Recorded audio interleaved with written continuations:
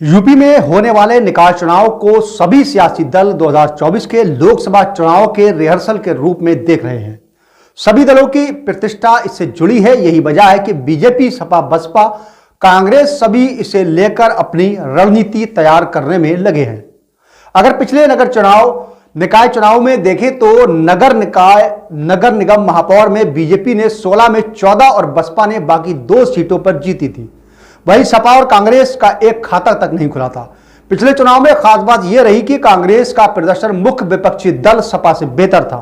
ऐसा हम इसलिए कह रहे हैं क्योंकि नगर निगम मेयर की इन 16 में से 5 सीटों पर सपा दूसरे स्थान पर थी, जबकि बात करें तो कांग्रेस 6 सीटों पर दूसरे नंबर पर यानी उप विजेता रही। वहीं कानपुर नगर, गाजियाबाद, मथुरा, मुरादाबाद, वाराणसी और सहारनपुर में ये वो 6 नगर निगम थे जहां कांग्रेस, सपा और बसपा दोनों को पीछे छोड़ दिया था। इसके अलावा अयोध्या, गोरखपुर, प्रयागराज, बरेली और लखनऊ में ये वो 5 नगर निगम रहे जहां सपा, कांग्रेस और बसपा को पीछे छोड़ दूसरे नंबर पर यानी उप विजेता रही थी। फिरोजाबाद एक ऐसी सीट थी जहां पर AIM यानी ओवैसी की प्रत्याशी दूसरे नंबर पर रहे थे। अब बात करते हैं कि बीजेपी और बसपा की अलीगढ़ और मेरठ में ये 2 सीटें ऐसी रही जहां बसपा जीती और दूसरे स्थान पर रही। पिछली बार नगर पालिका में 198 और नगर पंचायतों में 438 सीटों पर अध्यक्ष पद के लिए चुनाव हुआ था। बीजेपी ने नगर पालिका परिषद अध्यक्ष की 70 और नगर पंचायत अध्यक्ष 100 सीटें जीती थी।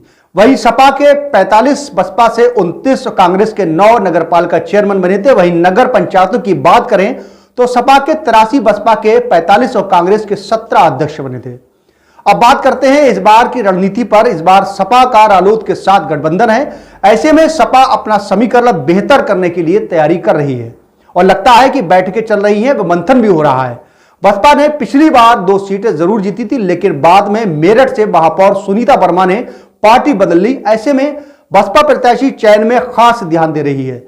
बसपा ने 2 अप्रैल को यानी कल एक बड़ी बैठक बुलाई है जिसमें प्रदेश पदाधिकारियों के साथ ही सभी जिलाध्यक्षों को बुलाया है। इस बार निकाय चुनाव में बसपा युवाओं और महिलाओं को बेहतर बड़ा प्रयोग करने की तैयारी में है। इसके साथ ही अब बात करते हैं कांग्रेस की, तो कांग्रेस के प्रत्याशी सबसे ज्यादा सीटों पर उप विजेता थे। ऐसे में कांग्रेस इस बार अपनी वापसी के संकेत देने के लिए मेहनत में जुटी है। वहीं राजनीतिक दलों का फोकस निर्दलीय उम्मीदवारों पर रहेगा। साल 2017 के चुनाव में नगर पालिका अध्यक्ष पद पर 43 और नगर पंचायत अध्यक्ष पद पर 182 निर्दलीय जीते थे। वहीं बात बीजेपी की करें तो इस बार अपनी स्थिति को बरकरार रखते या बेहतर करने की चुनौती है।